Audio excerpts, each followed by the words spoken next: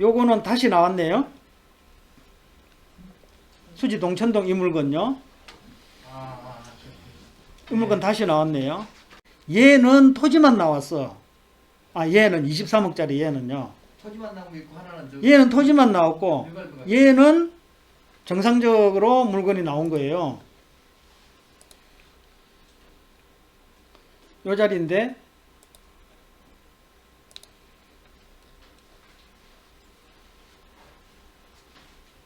여기 뭐 온통 지금 아파트로 둘러싸여 갖고 여기만 상가거든요. 동천동이 딱 여기만 상가예요. 여기만 상가인데 얘하고 나온 거예요. 얘는 토지만 나왔고 얘는 토지 건축물 같이 나왔어요. 얘가 토지 건축물 얘는 토지만 나왔고 얘가 토지만 나고요. 예. 얘가 저기 토지 건축물 같이 나온 거예요.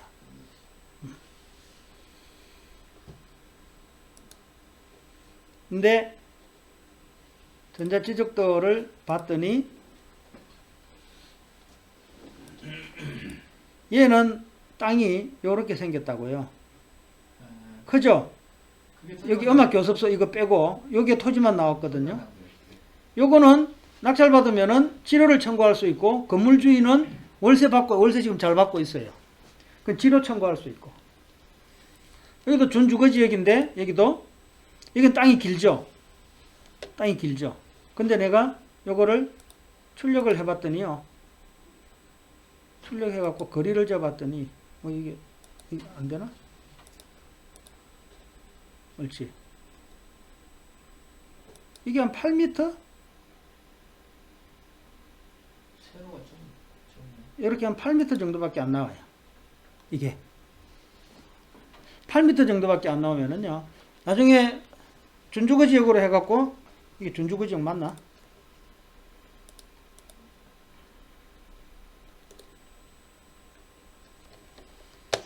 주차를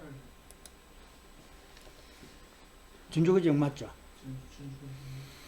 준주거지역에서 일조권은 문제가 없는데 높이 올리더라도 주택을 지으면은 주차를 해야 돼요. 1층을 포기를 해야 돼요. 1층을. 8m라서 이렇게 즉각 주차를 몇 개 할 수는 있어요. 근데 건색만 넣으면은 주차 대수를 좀 몇 개 안 해도 되거든요. 네. 135평방미터당 한 대씩이니까. 그럼 좀 올릴 수도 있죠. 올릴 수도 있는데 폭이 8m면 이 정도잖아요. 저기부터 저기까지. 그러면 건축물 이격거리 대지 뭐라 그러지? 건축물 이격거리 떼잖아요. 대지 경계선에서 1m씩 떼면은 1m씩 떼면은 0.1m 떼나 0.5m 준주거? 아니 다세대는 1m 떼야 되고 일반 건축물은 저기 50cm 떼도 될 거예요. 그렇지. 50cm 떼면은 폭이 7m, 7m면은 장사를 할 수 있다. 요 지금 여기 약국이 있잖아요. 아까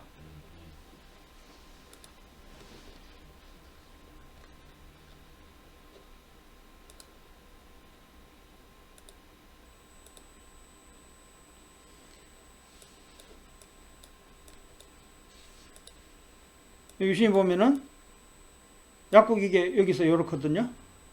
약국 폭 나오죠. 주차한 데 집어넣어놨죠. 이 주차 공간이잖아요. 넣어놨잖아요. 근데 이거를 다시 짓게 되면은요. 여기가 경계선이잖아요. 여기 경계석 있죠. 경계석 있고 이쪽도 경계석 있죠. 보이죠? 여기서부터 여기까지가 한 50cm 정도 돼 보여요.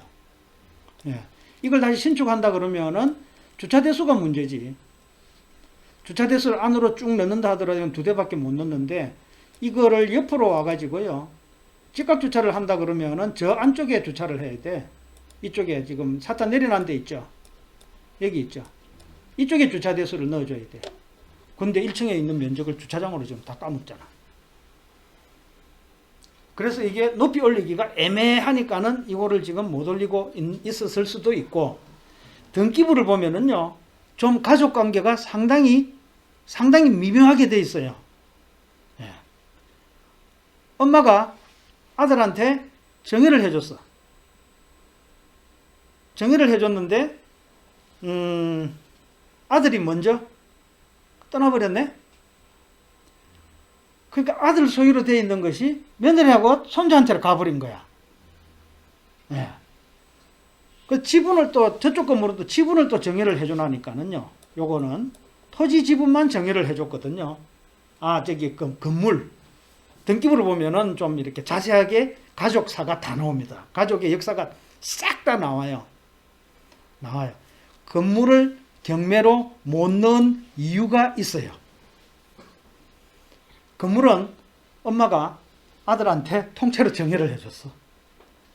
정의를 해줬는데 먼저 아들이 떠나버렸으니까는 며느리하고 손자한테로 소유가 되어 있는 거거든요. 예. 근데 토지는 정의를 해줬는데 아들한테 일부만 정의해 준 거야. 일부만 정의해 주다 보니까는 엄마도 소유권이 있고 아들이 떠났으니까는 며느리하고 손주하고 소유가 되어 있는 거예요. 엄마가 갑자기 머리가 아파졌지. 그러니까는 남을 나라 해갖고 엄마가 자기 지분을 팔아버린 거야.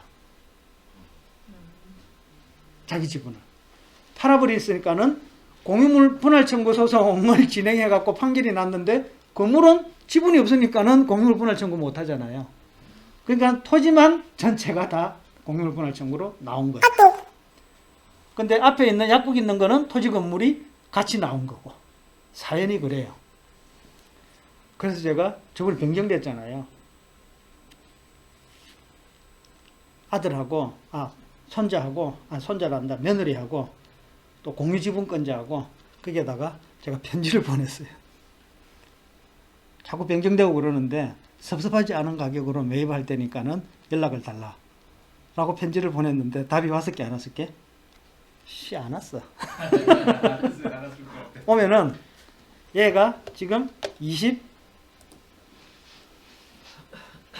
이거 말고. 두 번째 거. 얘가 지금 24억이잖아요.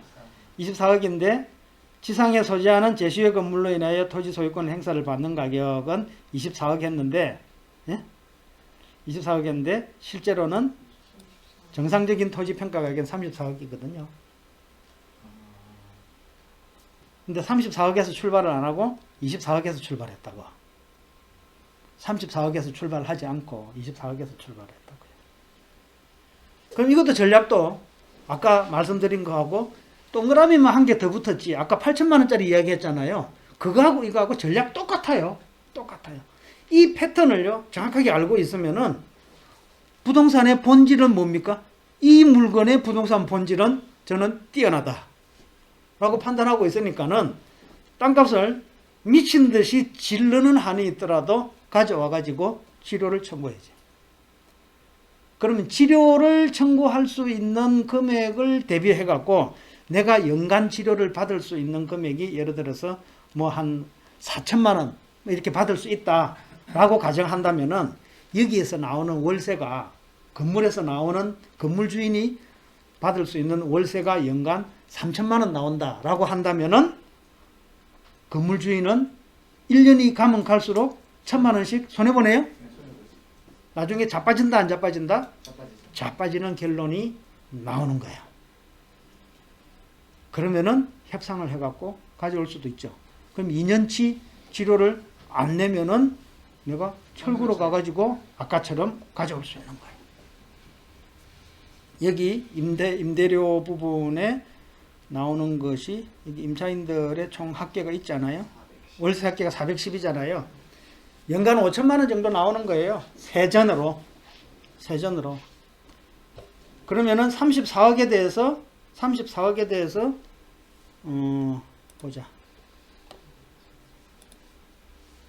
지료, 감정평가, 배상, 기대율 적용 기준표를 한번 보면은요. 34억에 대해서 이거 다가구 주택, 단독주택, 업무용이잖아요. 업무용, 매장용, 업무용이니까는 표준적 이용으로 봤을 때 업무용 1.5%에서 5%면은 준주거 지역이면은 미니멈 3.5에서 4는 나온다고요. 4% 정도. 그러면은 35억 정도로 기준을 해가지고 감정을 해갖고 35억 나왔다. 라고 한다면 35억에 대해서 4% 하면은 어느 정도 나옵니까?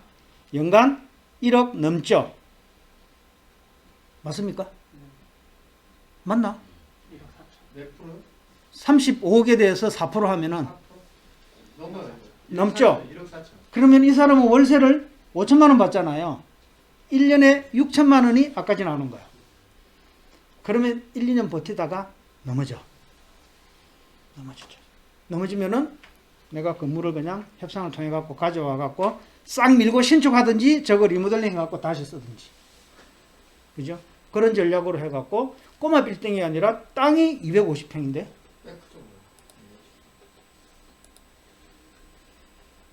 땅이 189평인데 거의 한 200평인데요.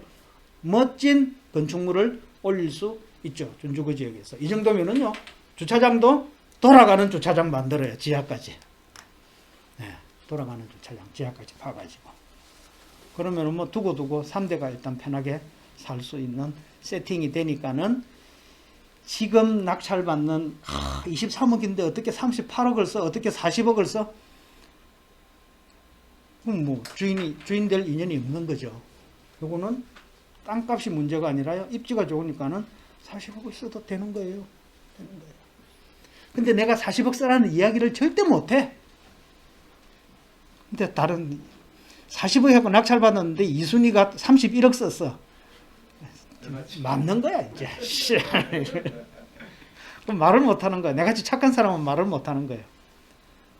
그러니까 40억 쓰라고 해놓고 정말 나쁜 사람은 누구 시켜갖고 39억 5천만 원을 또 이순위로 쓰지. 그렇잖아요. 그러면은 신의 한 수라고 이제 칭찬을 받게 되는 거죠. 그런 사람들이 또 많이 있더라고요.